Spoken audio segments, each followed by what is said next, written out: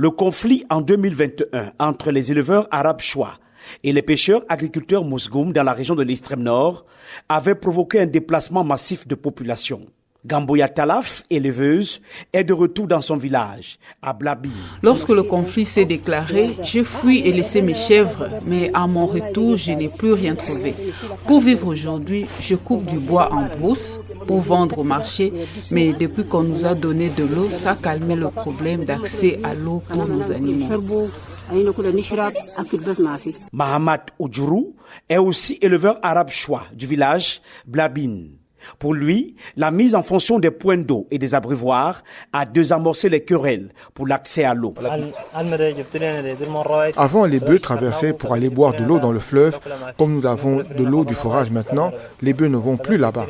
En plus, nous avons de l'eau pour nous-mêmes, mais aussi pour nos bœufs, et on boit l'eau à partir du forage qu'on nous a construit.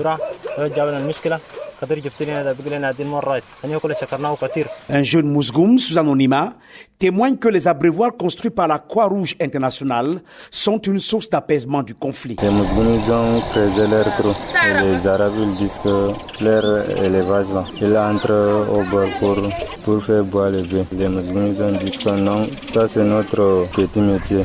On mange là-bas et les bœufs là commencent. Les feux qui ont fait de l'eau dans leur camp là-bas qui descendent avec leurs bœufs. Plusieurs abreuvoirs et bornes fontaines pour les éleveurs et les agriculteurs ont été aménagés par la Croix-Rouge dans le cadre du projet de réhabilitation du système d'alimentation et de distribution en eau potable. Jérémy Jousselin, coordinateur eau et habitat de la Croix-Rouge internationale au Cameroun. Pour l'instant, c'est vrai qu'on peut dire que c'est un succès, mais il reste encore énormément à faire sur ce projet qui, avec aussi un volet sur lequel on a travaillé, c'est le volet en fait de construction de bornes fontaines communautaires pour que même les populations les plus vulnérables, et je pense notamment aux personnes déplacées suite aux problèmes d'insécurité dans la zone, puissent bénéficier d'une eau en quantité et d'une eau de qualité. Donc des difficultés d'accès à l'eau potable qui sont atténuées, je dirais, et qui vont permettre, je l'espère, aux populations de développer